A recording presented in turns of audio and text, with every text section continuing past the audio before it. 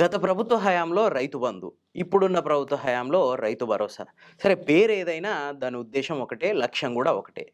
రైతులకి పెట్టుబడి సాయం అందించడం. పెట్టుబడి సాయం అంటే ఏంది?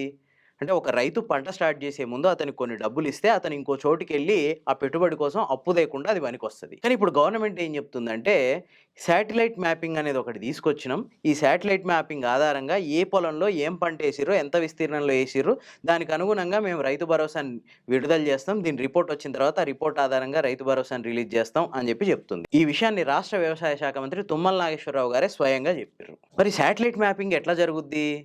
ఒక రైతు ఒక పొలంలో పంటేస్తే దాన్ని ఉపగ్రహం గుర్తించి ఆ పంట ఎన్ని ఎకరాల్లో ఏసిండు, ఏం పంట ఏసిండు ఇవన్నీ గుర్తించి ఆ వివరాలన్నింటినీ కింద రాడార్ స్టేషన్‌కి పంపిస్తే ఆ రాడార్ స్టేషన్ నుంచి ఆ రిపోర్టు గవర్నమెంట్‌కొస్తే గవర్నమెంట్ క్షేత్రస్థాయిలో అధికారులకు పంపిస్తే వాళ్ళు అనలైజ్ చేసి మొత్తం ఒక రిపోర్ట్ చేసి గవర్నమెంట్‌కి పంపిస్తే దాని ప్రకారం గవర్నమెంట్ డబ్బులు రిలీజ్ చేస్తది. ఇదంతా అయ్యేసరికి ఎప్పుడైద్ది? ఆ పంట కాలం కూడా అయిపోద్ది. మరి పెట్టుబడి సాయం అనేది పంట స్టార్ట్ చేసే ముందు కదా రావాల్సింది.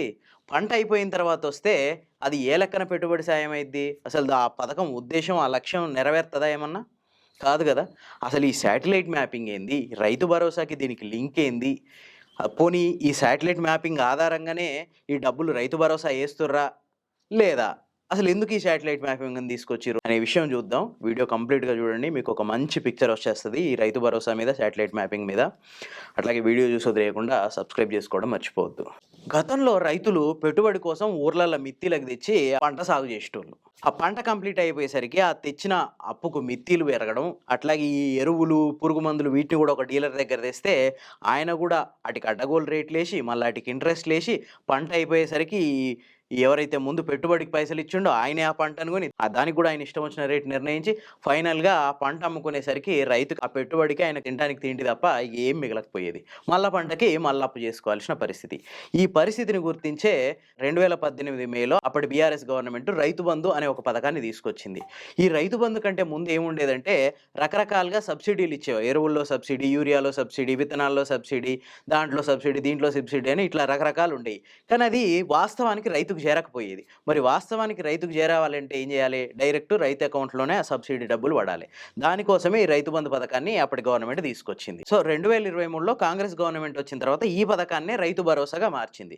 2023 అసెంబ్లీ ఎలక్షన్స్ టైంలో అంటే 2023 నవంబర్‌లో అంటే యాసంగి సీజన్‌కి ముందు ఈ రైతు భరోసా డబ్బులు పడాల్సి ఉండే. కానీ అది ఎలక్షన్ టైము. ఈ ఎలక్షన్ ముందు ఈ రైతు భరోసా డబ్బులు పడితే అందరూ బీఆర్ఎస్‌కే ఓట్లేస్తారు. ఇది అన్యాయం అని చెప్పి కాంగ్రెస్ పార్టీ అప్పట్లో ఎలక్షన్ కమిషన్ దగ్గరికెళ్ళి కోర్టుకెళ్ళి దాన్ని ఆపేయించింది. అంతేకాదు ఆపేయించినప్పుడు ఒక ముచ్చట కూడా చెప్పింది. ఇప్పుడైతే రైతు బంధు రూ. 5,000 అంటే యాసంగి సీజన్‌కి రూ. 5,000 సంవత్సరం అంతా కలిపితే రూ. 12,000 మేము రాంగానే ఒక్కో సీజన్‌కి 7,500 మొత్తం సంవత్సరానికి 15,000 ఏస్తాం అని చెప్పి రైతు బంధును ఆపిచ్చిర్రు. సరే ఎలక్షన్స్ అయిపోయినాయి. కాంగ్రెస్ గెలిచింది. గవర్నమెంట్ ఫార్మ్ చేసింది.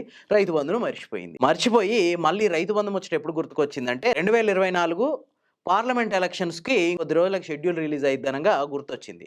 ఆ షెడ్యూల్ రిలీజ్ అయితే ఎలక్షన్ కోడ్ అమలవుద్ది కాబట్టి 2024 జనవరిలో రిలీజ్ చేయడం స్టార్ట్ చేసి మొత్తం 3 దఫాలుగా 2024 జనవరి నుంచి 2024 మార్చి దాకా 3, 4 దఫాలలో ఈ రైతులకి రైతు బంధు ఇచ్చింది. అది కూడా పాత బీఆర్ఎస్ గవర్నమెంట్ ఇచ్చినట్టే ఒక కారుకి రూ. 5,000 ఏసింది. సరే ఫైనల్‌గా రైతు భరోసా కాకుండా రైతు బందే అమలు చేసింది. ఆ తర్వాత నుంచి ఏం చేసిందంటే 2023 డిసెంబర్‌లోనే ప్లాన్ చేసింది. కానీ అది అప్పటికి అమలు కాలే. ఆ తర్వాత మార్చి నుంచి అమలైంది. అదేంటంటే శాటిలైట్ మ్యాపింగ్ అనే ఒకదాన్ని తీసుకొచ్చింది. ఎందుకు తీసుకొచ్చింది అంటే బీఆర్ఎస్ గవర్నమెంట్ ఉన్నప్పుడు రియల్ ఎస్టేట్ భూములకి, రాళ్ళకి, రప్పలకి, పొరంబోకు భూములకి అన్నిటికి రైతు బంధు ఏసిర్రు. సో దీనివల్ల బొచ్చెడు పైసలు ఆగమైనాయి గవర్నమెంట్‌యి. మేము వచ్చి అన్నీ సెట్ చేస్తాం. దీనికి ఇగో ఈ శాటిలైట్ మ్యాపింగ్ అనేది పెట్టుకుంటున్నాం అని చెప్పి శాటిలైట్ మ్యాపింగ్‌ని స్టార్ట్ చేసినాయి. దీన్ని ఎవరితో స్టార్ట్ చేసిందంటే professor Jayashankar state agriculture university.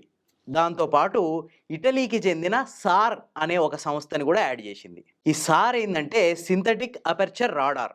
అంటే రాడార్‌లకు సంబంధించి వర్క్ చేస్తది ఈ సార్ అనే సంస్థ. ఆ సార్ అనే సంస్థ ఈ 2 సంయుక్తంగా ఈ ఉపగ్రహ సర్వేని స్టార్ట్ చేసినాయి. ఇది 2023 డిసెంబర్‌లో స్టార్ట్ అయింది. 2025 డిసెంబర్‌తో ఈ కాంట్రాక్ట్ కూడా ఆ సంస్థతో కాంట్రాక్ట్ కూడా అయిపోద్ది. దీని ప్రకారం ఏందంటే ఈ శాటిలైట్ ఏం చేస్తదంటే మొత్తం భూములన్నీ జల్లెడబట్టి ఏ భూమిలో ఏ పంట ఏసిర్రో, ఎంత విస్తీర్ణంలో ఏసిర్రో అదంతా తెప్పించుకుంటది. వీటి ఆధారంగా వాస్తవంగా ఏ భూమిలో సాగు జరుగుతుందో ఆ భూమికే రైతు బందేస్తాం అని చెప్పి దీని ఉద్దేశ్యం. ఓకే. ఉద్దేశ్యం మంచిదే. కానీ ఈ ఉద్దేశ్యం ఎట్లా నెరవేరుతది? పంటేసిన తర్వాత గదా ఉపగ్రహం గుర్తించేది. పంటేయక ముందు కదా అసలు గుర్తించదు గదా! మరి పెట్టుబడి సాయం అనేది ఎట్లా ఇస్తారు? దీనికి సమాధానం లేదు గవర్నమెంట్ దగ్గర. సరే పోనీ దాని ఆధారంగా నన్ను ఇచ్చిర్రా అంటే 2024 జనవరిలో ఇచ్చిర్రు రైతు బంధు. ఆ తర్వాత 2024 జూన్‌లో ఇవ్వాలి మళ్ళీ. ఎందుకంటే జూన్‌లో వానాకాలం సీజన్ స్టార్ట్ అయిద్ది కాబట్టి. కానీ అది ఇయ్యలేదు. పూర్తిగా దాన్ని ఎగ్గొట్టేసిర్రు. ఆ తర్వాత మళ్ళా 2025 జనవరిలో ఇచ్చిర్రు. అంటే మధ్యలో ఒక సీజన్ ఎగ్గొట్టేసి తర్వాత ఇంకో సీజన్‌కి ఇచ్చిర్రు. 2025 జనవరిలో. మరి మధ్యలో శాటిలైట్ మ్యాపింగ్ చేయలేదా? శాటిలైట్ పని చేయలేదా? లేకుంటే అసలు తెలంగాణలో పంట సాగే కాలేదా? 2024 జూన్‌లో? దీనికి సమాధానం లేదు ప్రభుత్వం దగ్గర. పోనీ సరే అది అయిపోయింది. 2025 జనవరిలో ఇచ్చిర్రు. మళ్ళీ 2025 జూన్‌లో ఇచ్చిర్రు. వరుసగా 2 పంటలు ఇచ్చిర్రు.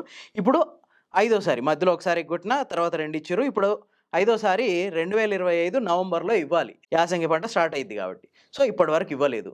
ఈలోపు సర్పంచ్ ఎలక్షన్ కోడ్ వచ్చింది. సర్పంచ్ ఎలక్షన్ జరిగినాయి. దాన్ని ఆపేసిర్రు. ఇవ్వలేదు.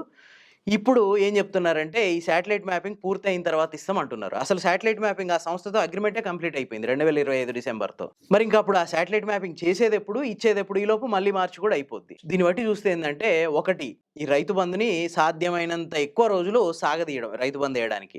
ఎందుకంటే ప్రభుత్వం అన్ని లెక్కలు చూసుకొని లాస్ట్‌కి ఏమైనా మిగిలితే ఇస్తాం లేకుంటే లేదు. ఇది 2025 జూన్‌లో ఎగ్గొట్టిర్రు కదా! అట్లనన్నా వదిలేయడం. కావాలంటే చూడండి ప్రతిసారి ఎంపీ ఎలక్షన్స్ ముందు ఒకసారి, ఆ తర్వాత ఇంకేదో ఎమ్మెల్సీ ఎలక్షన్స్ వస్తే దాని ముందు ఒకసారి, ఆ తర్వాత ఒకసారి ఇట్లా గవర్నమెంట్ వాళ్ళకి అవసరమైన సందర్భంలో రైతు బంధుని రిలీజ్ చేసింది. ప్రస్తుతానికి ఏం అవసరం లేదు. సర్పంచ్ ఎలక్షన్స్ కూడా అయిపోయినాయి. నెక్స్ట్ ఎంపీటీసీ, జెడ్పీటీసీ ఎలక్షన్స్ ఎప్పుడు పెడతారో తెలీదు. ఒకవేళ పెడితే ఆ పెట్టే ముందు ఏద్దాం అన్న ఆలోచనలో ఉందేమో. అంతేకాదు ఇంకోటేందంటే వానాకాలం, యాసంగి 2 పంటలు పండేది ఏందంటే వరొక్కటే. అదే మెట్ట పంటలు ఇప్పుడు నవంబర్, డిసెంబర్‌తో మొత్తం క్లోజ్ అయిపోద్ది. ఆ తర్వాత ఆ భూములన్నీ ఖాళీగానే ఉంటాయి.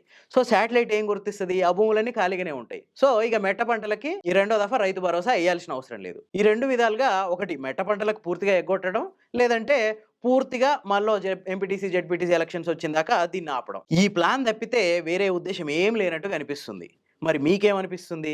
కామెంట్ చేయండి. వీడియో నచ్చితే లైక్ చేయండి, షేర్ చేయండి. మరిన్ని మంచి విషయాల కోసం ది ఫోర్త్ ఎస్టేట్ ఛానల్‌ని సబ్స్క్రైబ్ చేసుకోండి.